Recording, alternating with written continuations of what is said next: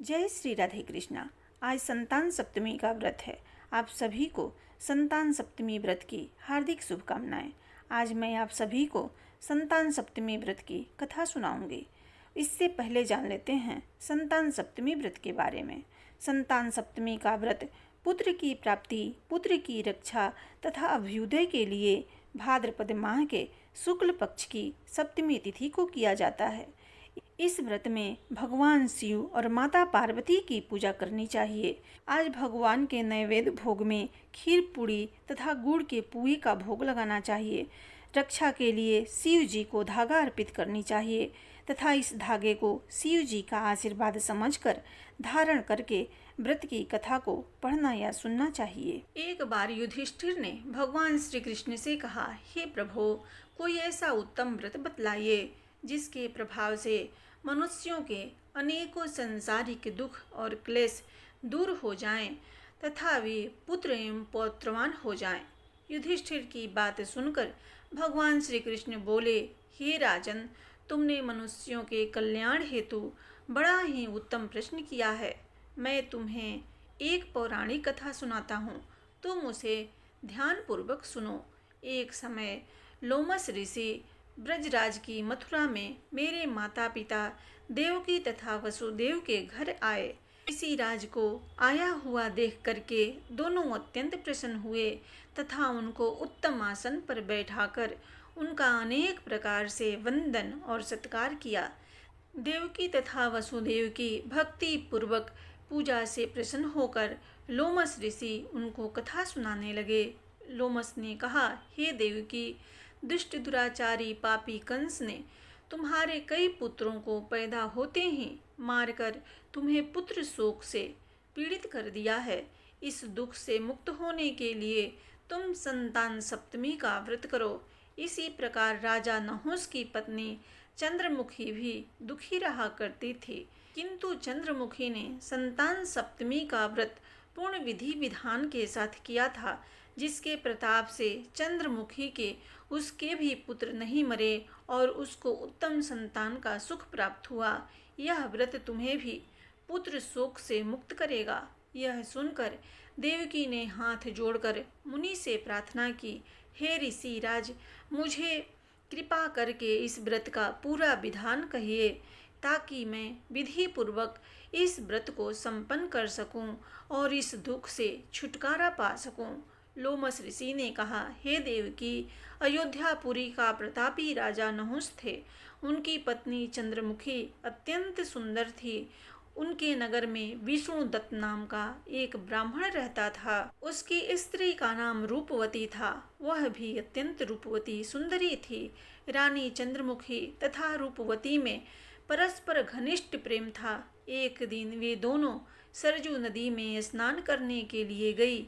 वहां उन्होंने देखा कि बहुत सी स्त्रियां सरजू नदी में स्नान करके निर्मल वस्त्र पहनकर एक मंडप में पार्वती शिव की प्रतिमा का विधि पूर्वक पूजन कर रही हैं। रानी और रूपमती ने यह देखकर उन स्त्रियों से पूछा कि बहनों, तुम यह किस देवता का और किस कारण से पूजन आदि कर रही हो? यह सुनकर स्त्रियों ने कहा कि हम संतान सप्तमी का व्रत कर रही हैं और हमने भगवान शिव पार्वती का पूजन अक्षत चंदन आदि से षोडशोपचार विधि से धागा बांधकर करने का संकल्प किया है कि जब तक जीवित रहेंगी तब तक यह व्रत करती रहेंगी। यह पुण्य व्रत मुक्ताभरण व्रत सुख तथा संतान देने वाली है। स्त्रियों से संतान सप्तमी व्रत की कथा सुनकर रानी और ब्राह्मणी ने भी इस व्रत के करने का मन ही मन संकल्प किया और शिव जी के नाम का धागा बांध लिया। ब्राह्मणी इस व्रत को नियम पूर्वक करती रही, किंतु घर पहुंचने पर रानी चंद्रमणि कभी व्रत का संकल्प को भूल जाती थी। फलतः मृत्यु के पश्चात रानी बांदरी तथा ब्राह्मणी मुर्गी की योनि में पैदा हुई। कालांतर में दोनों पशु योनि छोड़कर पुनः मनुष्य योनि में आई। रूपवती ने एक ब्राह्मण के यहाँ कन्या के रूप में जन्म लिया। इस जन्म में रानी का नाम ईश्वरी तथा ब्राह्मणी का नाम भूषणा था। भूषणा का विवाह राजपुरोहित अग्निमुख के साथ हुआ। इस जन्म में भी उन दोनों में बड़ा प्रेम हो गया। व्रत के प्रभाव से भूषण देवी अत्यंत सुंदरी थी। उसे अत्यंत सुंदर, सर्वगुण संपन्न, धर्मवीर, कर्मनिष्ठ, सुशील स्वभाव वाले 8 पुत्र उत्पन्न हुए। व्रत भूलने के कारण रानी इस जन्म में भी संतान सुख से वंचित रही। प्रौढ़ावस्था में उसने एक गूंगा, बहरा, अंधा, अल्प आयु वाला पुत्र उत्पन्न हुआ, जिस कारण वह भी 9 वर्ष का होकर मर गया।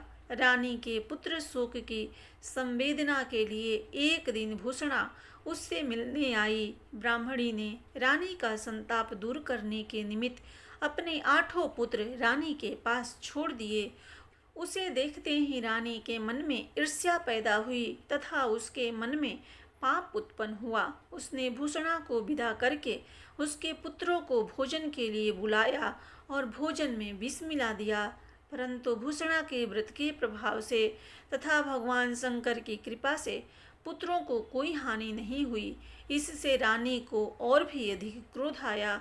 उसने अपने सेवकों को आज्ञा दी कि भूषणा के पुत्रों को पूजा के बहाने यमुना के किनारे ले जाकर गहरे जल में ढकेल दिया जाए। किंतु पुनः भगवान शिव और माता पार्वती की कृपा से इस बार भी भूषणा के बालक व्रत के प्रभाव से बच गए। फिर रानी ने जल्लादों को बुलाकर आज्ञा दी कि ब्राह्मण बालकों को वध स्तर पर ले जाकर मार डालो। किंतु जल्लादों द्वारा बेहद प्रयास करने पर भी बालक न मर सके। यह समाचार सुनकर रानी आश्चर्यचकित हो गई और इस रहस्य का पता लगाने के लिए उसने भूषणा को बुलाकर सारी बात बताई और फिर क्षमा याचना करके उसने पूछा, किस कारण तुम्हारे बच्चे नहीं मर पाए? भूषणा बोली, क्या आपको पूर्व जन्म की बात स्मरण नहीं है? रानी ने आश्चर्य से कहा, नहीं, मुझे तो कुछ याद नहीं है। तब उसने कहा, सुनो, पूर्व जन्म में तुम राजा नहुस की रानी थी और मैं तुम्हारी सखी। हम दोनों ने एक बार भगवान शिव का धागा बांधकर संकल्प किया था कि जीवन पर्यंत संतान सप्तमी का व्रत करेंगी, किंतु दुर्भाग्यवश तुम सब भूल गई और व्रत की अवहेलना होने पर झूठ बोलने का दोष विभिन्न योनियों में जन्म लेती हुई तू आज भी भोग रही है।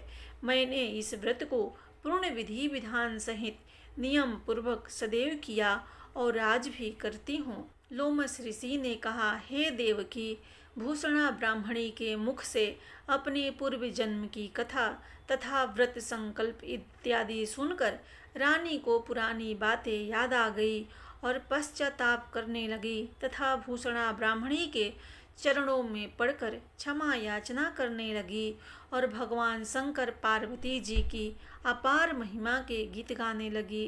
तब यह सुनकर रानी ने भी विधि पूर्वक संतान सुख देने वाला यह मुक्ताभरण नामक व्रत रखा। तब व्रत के प्रभाव से रानी पुनः गर्भवती हुई और एक सुंदर बालक को जन्म दिया। उसी समय से पुत्र प्राप्ति और संतान की रक्षा के लिए यह व्रत प्रचलित है। भगवान शंकर के व्रत का ऐसा प्रभाव है कि पथ भ्रष्ट मनुष्य भी अपने पथ पर अग्रसर हो जाता है और अनंत ऐश्वर्य भोग कर मोक्ष को प्राप्त करता है।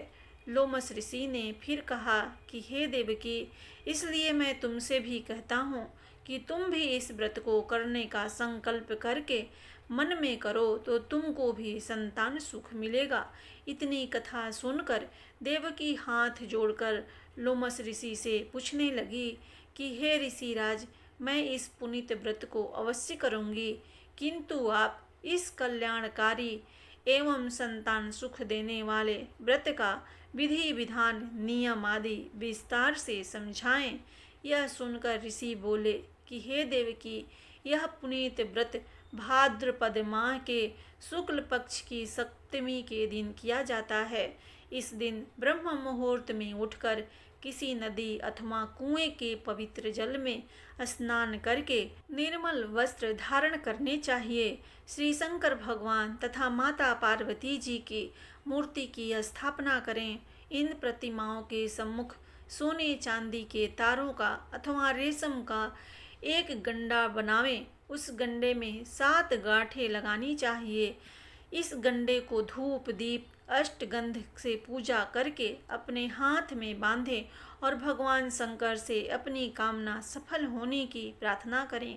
तदंतर 7 पुआ बनाकर भगवान को भोग लगावें और साथ ही पुए एवं यथाशक्ति सोने अथवा चांदी की अंगूठी बनाकर इन सबको एक तांबे के पात्र में रखकर और उनका षोडशोपचार विधि से पूजन करके किसी सदाचारी धर्मनिष्ठ सुपात्र ब्राह्मण को दान देवें।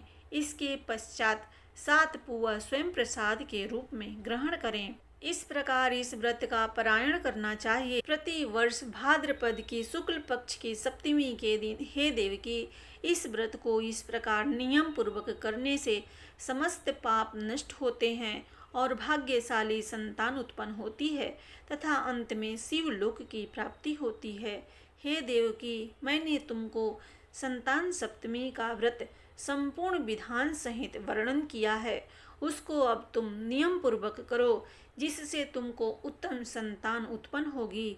इतनी कथा कहकर भगवान श्री कृष्ण ने धर्मावतार युधिष्ठिर से कहा कि लोमस ऋषि इस प्रकार हमारी माता देवकी को शिक्षा देकर चले गए। ऋषि के कथनानुसार हमारी माता देवकी ने इस व्रत को नियमानुसार किया, जिसके प्रभाव से हम उत्पन्न हुए। यह व्रत विशेष रूप से स्त्रियों के लिए कल्याणकारी है, परंतु पुरुषों को भी समान रूप से कल्याणदायक है। संतान सुख देने वाला तथा पापों का नाश करने वाला यह उत्तम व्रत है, जिसे स्वयं भी करें तथा दूसरों से भी करावें। इस व्रत को नियम पूर्वक करने से भगवान शिव पार्वती की कृपा से निश्चय ही अमर पद प्राप्त करके के अंत में शिव लोक को प्राप्त करता है। प्रेम से बोलिए भगवान शिव जी की जय, माता पार्वती जी की जय।